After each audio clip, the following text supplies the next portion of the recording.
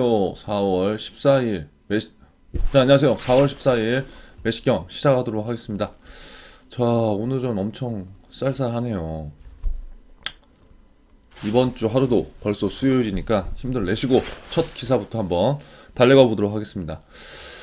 자, 오늘 첫 번째는 기업은행 드디어 공고가 떴죠. 여러분들 다 아시겠지만 혹시나 모르시는 친구들도 있어서 제가 다시 한번 전달을 드리고, 자, 신입행원 지금 보시면 100명을 선발한대요. 네, 달라진 채용 세 가지는 뭘까 한번 봅시다. 간단하게. 기업은행이 5개월 만에 다시 신입행원을 선발한다. 아, 100명인데 지난해 상반기보다 엄청나게 줄었죠. 그래서 지금 좌절하는 친구들이 굉장히 많을 거예요. 그런데 제가 계속 드리는 말씀이지만 이것들은 우리가 뭐 어떻게 뭐 생각을 한다고 하더라도 바뀔 수 없는 현실이기 때문에 빨리 인정하고 불안해하는 것보다 하나라도 더 우리가 조금 더 작성을 빨리 먼저 해보고 나에게 맞는 것들을 찾는 게 필요한 것 같습니다. 자, 이번 채용에서 달라진 것은 뭐예요? 금융영업. 원래 기업은 금융영업 분야였죠. 근데 그거를 금융 일반으로 바꿨대요. 금융환경 변화에 맞춰서 금융인의 소양과 디지털 기본 역량을 갖춘 일개 그 인재를 발굴하기 위해서래요. 그럼 뭐 금융 영업이 금융 일반인데 거기 디지털에 대한 부분을 좀 더 비중을 뒀다는 거죠. 실제로 금융 일반직도 필기 시험에서 뭘 해요? 디지털 기초 지식. 그래서 이런 부분들이 굉장히 힘들 수가 있지만 그래도 뭐 우리가 해야 되는 거기 때문에 한번 볼게요. 여기 보면 채용 분야는 지금 100명을 선발을 하죠. 100명을 선발을 하고 지금 12일부터 채용이 됐는데 26일까지. 네. 빨리 작성하세요. 일단 초안을 빨리 작성해야 돼요. 그 100명을 보면은, 근데 이제 일반 우리가 금융권을 준비하는 친구들 힘든 거는 일반은 23명밖에 안 된다는 거. 근데 여기 지역 할당이 또 25명이 있기 때문에 어떻게 보면 뭐 48명이죠. 디지털은 뭐 요대로 가지만 금융 전문 7명. 자, 그래서 서류 심사는 70배수, 그 다음에 합격자, 필기, 면접 이러한 수로 진행을 되기 때문에 꼭 참고를 해주세요. 서류 심사에서 지금 7,000명을 선발하는 거죠. 그래서 여기 보면은 기업은행이 뽑는 분야는 금융 일반 요렇게 나뉜다. 그래서 지금 여러분들 고민될 수 있을 거예요. 일반을 할까 지역 할당을 할까. 제가 그냥 추천드리는 거는 어떠한 것도 경쟁률을 따지는 건 지금 무의미하다.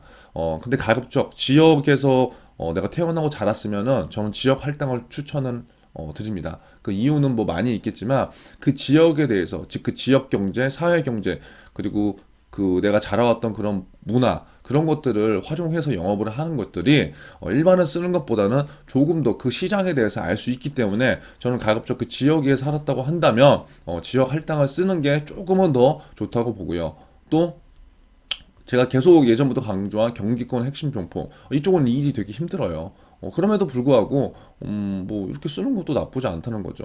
그리고 각 지역별로 이렇게 여러분들이 살고 있잖아요. 그럼 여기 일곱, 다섯, 열둘, 열여섯, 열아홉, 스물둘, 스물다섯, 요렇게 이제 뽑기 때문에 요것들을 좀 잘 봐야 될 것 같아요. 자, 지역 할당을 통해 선발된 인재는요, 해당 지청에서 5년 이상 근무해야 된다. 그래서 5년 이상 근무하니까, 나 패스. 그런 생각 갖지 말라고요. 만약에 여러분들이 그 기업은행을 진짜 가고 싶다고 한다면, 근무하고 다른 지역으로 나올 수도 있는 거잖아요. 그래서 이미 내 스스로 그런 것들을 미리 판단하고, 하는 것보다 만약에 내가 진짜 가야 되는 기업이라고 생각이 된다면 먼저 근무를 하는 게 맞다는 거죠. 그리고 5년 이상 근무하고 다른 지역으로 가는 그런 케이스들이 있으니까 그렇게 해도 됩니다. 자, 지난해에는 50배수를 선발했는데 지금은 70배수로 선발하는 거고, 자, 여러분들 자소서 작성을 잘해야 되는 이유가 여기 있어요. 이런 거. 그러니까 남의 자소서를 베끼는 거는 의미가 없다는 거예요. 합격 자소서 그 사람이 합격한 거예요. 물론 가이드가 없으면 굉장히 힘들기 때문에 참고는 할 수 있지만 그러한 것들을 그냥 무조건 베끼거나 그 자소서 기반으로 내가 뭔가를 쓰기에는 나의 히스토리를 풀어내기에는 면접에서도 부족하다는 거죠. 자, 필기 시험은 이렇게 진행되고요. 뭐 이런 것도 공부해야 되는 건 여러분들 지금 하고 있는 거니까 다 그냥 꾸준하게 하시면 돼요. 그리고 학예 청년 인턴도 한다니까 뭐 준비를 미리미리 모두 해보시면 좋을 것 같습니다. 자, 우려하지 마세요. 그래서 제가 공고 한번 지금 다시 보는데 따로 이렇게 할 시간이 없어서 여기 그냥 갖고 와봤어요. 기업은행 자소서 분석은 제가 이번 주에 한 문항씩 예전에 은행 자소서 하듯이 그렇게 올려드릴 테니까 그거 꼭 보시고 가이드를 잡고 작성을 해보시는 게 좋을 것 같습니다. 여기 보시면은 일반 23명 이렇게 있죠. 그러니까 제가 다시 한번 말씀드리지만 그 확률을 너무 많이 따지지 마세요. 경기권 핵심 점포 7, 5, 5. 그럼 나머지는 다 일반일 거잖아요. 그럼 적어도 이 지역에 살고 있는 분들은 이쪽 쓰는 게 저는 좋다고 보는 거예요. 여기 쭈쭈쭈쭈쭈쭈. 이해되시죠? 최종 학력 소재지가 해당 지역 인자. 그리고 디지털은 상관없이 쓰는 거고, 금융 전문은 여러분들하고 크게 해당이 없겠지만 뭐 쓰는 거고, 요렇게. 그래서 이러한 부분들이 조금은 우리가 정말 답답한 뭐 상황이지만 어쩔 수가 없는 부분이기 때문에 그런 것 같습니다. 자, 금융 전문가 글로벌을 쓰시는 분들은 요 내용들을 확인을 해주시고요. 그리고 공통 우대 전 채용 분야에서 이제 공통 우대를 보면은 우리가 이걸 바탕으로 해서 이제 다음을 또 준비할 수 있는 거잖아요. 예를 든다면 그럼 자격증도 우선순위가 있어야 된다는 거죠. 그래서 뭐 취업 지원 대상자 뭐 이런 분들은 요걸 보고 이제 우대를 하면 되는 거지만 자격증을 딸 때 대부분 우리가 여기에 있는 자격증을 따는 건 사실 힘들죠. 힘들어요. 그러면 제가 봤을 때는 두 번째 그레이드는 여기도 거의 많이 없어. FRM까지 여러분들이 따는 케이스도 거의 없고 간간히 AICPA 있지만 이건 정말 간간히. 그러면 궁극적으로 지금 일반적인 성향으로 봤을 때 제가 봤을 때 요 CFP 요거를 이제 많이 딸 거고 나머지는 뭐 거의 없죠. 그러니까 우수 인턴이 그래서 기업은행에서 굉장히 중요하다. 그 다음에 공모전 수상한 거나 아니면 한국사 능력 2급. 근데 이게 3%밖에 안 된단 말이에요. 그러니까 기업은행에 들어가기 위해서 이걸 공부한다는 것보다는 좀 다른 목적으로 여러분들이 자격증을 도전해보는 것도 하나의 방법일 것 같아요. 그래서 저 같은 경우는 이 우대 점수를 막기 위해서 가장 전략적으로 해야 되는 거는 기업은행에서는 우수 인턴을 한번 경험해보는 게 필기 시험에서 10%면 엄청나게 큰 거기 때문에 이런 거를 저는 먼저 좀 활용을 해보라고 하고 싶어요. 자, 없죠? 다른 거 특이사항은 요거는 그 NCS 필기 시험이니까 요 관련된 건 확인해 보시고 면접 준비도 분명히 지금부터 많이 그 준비를 해야 됩니다. 그래서 지금 기업은행 채용 보면은 정말 답답한데 다시 한번 말씀드리지만 어쩔 수가 없어요. 지금부터 바로 시작해 보시고 초안에 빨리 잡아 보시기 바랍니다. 자, 두 번째 기사예요. 신한은행 1년 만에 MZ세대 사로잡았다. 자, MZ세대 여러분들 세대가 굉장히 중요하기 때문에 지금 각 은행에서 은행뿐만 아니라 증권사도 그렇고 보험사도 그렇고 그리고 일반 기업도 MZ세대를 잡기 위한 마케팅을 굉장히 많이 하고 있어요. 그러니까 제가 엊그저께 시니어 키워드를 한번 잡아드렸죠. 그 시니어 말고 MZ세대도 굉장히 중요하다. 그래서 여러분들의 마음을 사로잡으려면 여러분들 나이 또래, 여러분들이 갖고 있는 공감대, 경험을 끌어내야 되는데 그건 누가 제일 잘할까요? 여러분들이 제일 잘하겠죠. 그렇기 때문에 여러분들이 소비자 입장에서 생각하고 항상 기업 분석이나 직무 분석 등을 해보는 게 굉장히 좋습니다. 볼게요. 신한은행이 지난해 출시한 헤이영 브랜드가 1년 만에 MZ세대를 사로잡았대요. 이거 모르는 분들은 이게 뭔지부터 찾아보는 거예요. 신규 고객 쟁탈전을 벌이는 금융권의 경쟁 속에 신한은행이 20대 고객을 위한 맞춤형 서비스가 빛을 발한다. 13일 금융권에 따르면 신한은행이 지난해 6월 출시한 20대 전용 금융 브랜드 헤이영 고객 수가 237만 명. 와, 엄청 많네요. 저도 이거 몰랐어요. 헤이영. 이들을 대상으로 한 헤이영 머니박스와 헤이영 체크카드에 각각 가입했다. 아, 이거 왜 가입하는데? 이걸 찾아봐야지. 많이 가입했으면. 그쵸? 이게 관심이 있는 거잖아요.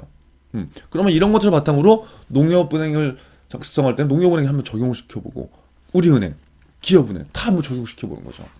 헤이영 머니박스는 하루만 맡겨도 0.6%의 이자를 제공하는 파킹 통장. 제가 매식경에서 계속 강조했죠. 파킹 통장에 대한 그 이슈들. 그런데 신한은행은 특히 20대 여러분들의 MZ세대를 공략하기 위해서 헤이영 머니박스를 만들었다는 거죠. 그러면 일반 은행의 그 파킹 통장과 뭐가 다른 건지, 어떠한 점이 좋아서 사람들이 가입을 하는 건지부터 체크를 해보는 게 좋지 않을까요?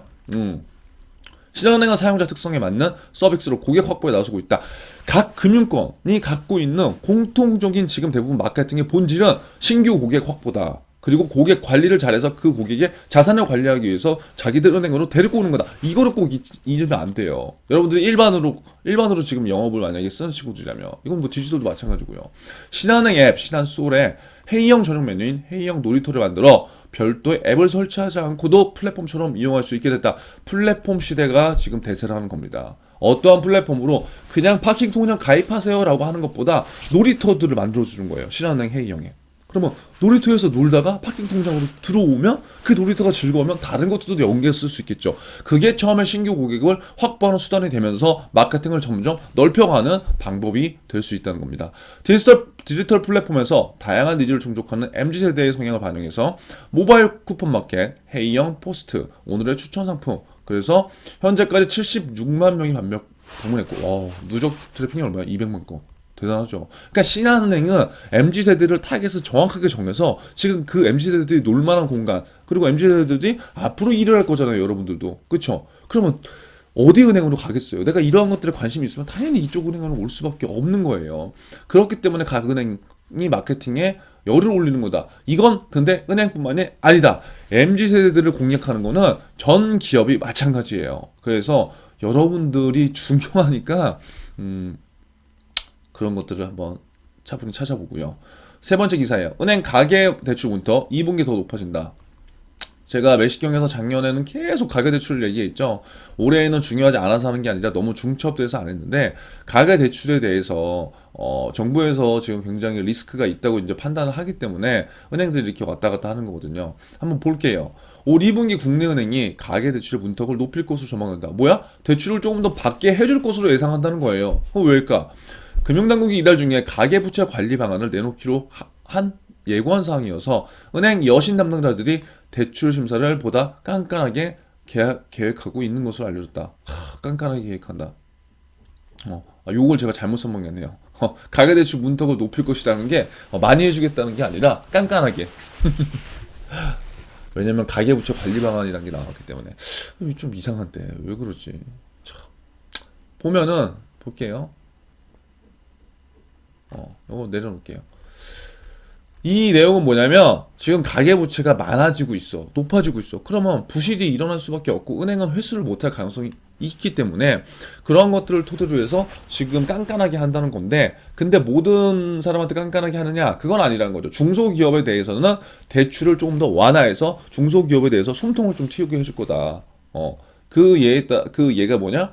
대출 원금 상환 만기 연장, 만기를 연장해 주던가 이자 상환을 좀 유예시켜 주는 조치가 나올 거라는 거예요. 시중은행들은 금리 상승 등으로 2분기 가계의 신용 위험이 더 커질 것으로 됐다. 신용 위험이 커진다는 거는 부채가 터질 수도 있다는 거죠. 부채가 터지면 은행이 위험하겠죠. 그래서 이러한 조치들을 하는 거예요. 자, 근데 제가 보는 건 이 기사를 어디 썼었죠? 한국 경향신문? 경향신문을 썼지만, 그러니까 이게 이 가계대출이라는 거는, 그래서 제가 여러분들이 만약에 금융권 취업을 하든 어디를 하든 굉장히 중요하다고 하는 게, 신문 기사를 다 믿으면 안 돼요. 이렇게 딱 보면요, 대출을 쪼이는 것만 같잖아요. 대출을 풀어주는 은행도 있어요. 그런 것들 우리가 잘 찾아봐야 된다는 거예요. 지금 부동산 대책으로 말들이 굉장히 많고, 이번에 오세훈 시장이 이제 된 걸로 인해서 부동산에 대한 관심을 갖는 사람들 부동산 투자를 더 할 생각이에요. 그리고 중요한 건 부동산에서 대출을 조금 더 열어줄 생각이고요. 그럼 그 방향성과 이 방향성과는 지금 맞지가 않거든요. 그쵸? 근데 단지 그냥 가계 부채가 높다는 이유로 은행에서 일반 서민들에서 문턱을 이렇게 조인다? 그러니까 제가 예전에도 계속 얘기하지만 은행은 친서민 금융기관이고 그 서민들이 어려울 때 뭔가 발을 내줘야 되는데, 지금의 현황들은 정부의 눈치를 보기 바쁘다는 거죠. 은행을 비판하는 건 아닙니다. 하지만 그럼에도 불구하고 좀 더 유연성 있는 대출 규제라든가, 그다음에 아니면 돈의 흐름 이런 것들을 잘 고려해서 일반 서민들이 피해보지 않게 해줘야 된다는 게 개인적인 생각이에요. 그냥 뭐 만약에 예를 들어서 지금 은행들이 적자를 계속적으로 내고 있다고 한번 가정을 해봅시다. 그렇다고 한다면 은행들이 과연 가계대출을 이렇게 깐깐하게 볼까요? 그건 아니라는 거예요. 예.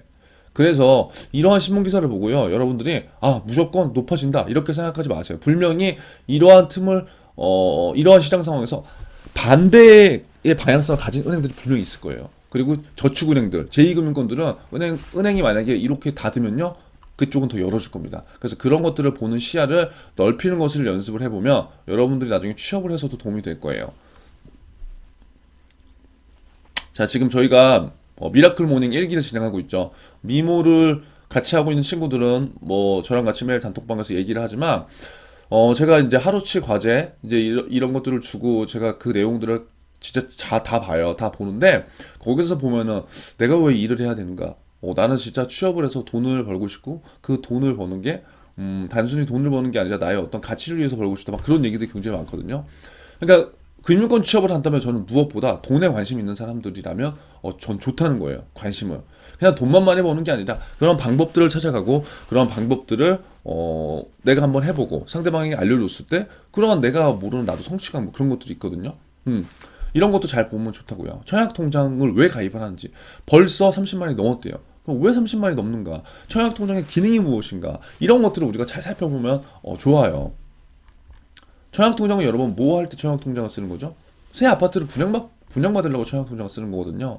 그러니까 이러한 내용들이 이해가 안 돼서 제가 지금 다른 채널에서 조금씩 영상을 한 번씩 올리고 있는데 그것들을 빨리 조금 정상화시켜서 여러분들이 학습을 연계할 수 있도록 제가 그렇게 금융상품이라던가 이제 이런 것들을 제가 한번 올려볼 테니까요. 꼭 연계를 한번 해보세요. 자, 봅시다. 새 아파트를 분양받기가 갈수록 어려워져요. 지금 분양시장이 굉장히 어려워요. 분양받기가. 왜? 분양을 로또라고 하기 때문에 너도 다 한다는 거지. 근데 그러한 가운데 청약으로 내 집 마련을 하려는 청약 대기자 수는 늘고 있다, 줄고 있다? 늘고 있다. 공급 절벽을 이어가는 서울의 경우 4.4인 가족 기준 만점이더라도 여의치 않은 것이 현실이다. 공급 절벽이라는 건 뭐냐? 지금 서울 및 수도권에는 공급이 별로 없어요. 근데 수요는 많죠. 그래서 집값이 올라간다, 내려간다, 올라가는 상황이다. 그런데 거기에 부동산 규제들을 계속 하다 보니까 더 올라가고 있다. 자, 지난 2월 말 기준 청약통장 가입자 수는 2,580만 명. 그러니까 우리나라 절반 이상이 지금 가입하는 거죠. 왜 가입할까요?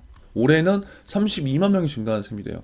그럼 나는 오늘 집에 가서 엄마 나 청약통장 가입했어? 물어보는 것부터 시작을 하는 거예요. 청약통장은요 한 개 은행밖에 가입이 안 돼, 한 사람당. 그래서 그것도 확인해 보는 게 좋아요. 왜냐? 로또 아파트를 당첨받으면 인생을 역전한다. 인식이 확산. 그래서 청약에 관심이 많은 거예요. 그래서 지금 주식에 관심이 많은 거야. 단타로 치고 빠지기. 그래서 비트코인에 관심이 많은 거야. 단타로 빠지기. 그러니까 이게 힘들어요. 참 여러분 살기.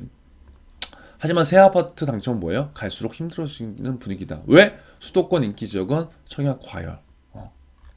자, 그래서 이런 내용들을 한번 쫙 읽어보시고 제가 이러한 내용들은 하나하나씩 차근차근 여러분들 한번 같이 다른 채널을 토대로 해서 제가 한번 상세히 알려줘 보도록 하겠습니다. 아무쪼록 오늘 내 기사 한번 잘 읽어보시고요.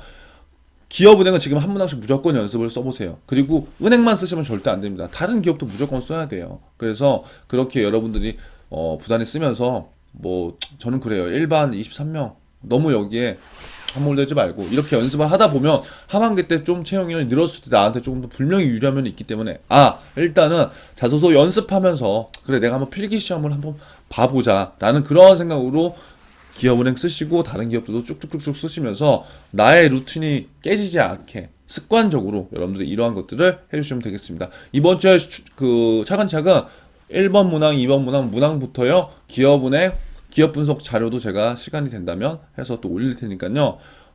아무튼 이번 한 주 힘차게 보내시고 아직도 며칠이 남아 있잖아요. 그래서 여러분들이 하는 패턴 그대로 쭉쭉 나가시기 바라겠습니다. 아무튼 오늘 하루도 화이팅 하세요.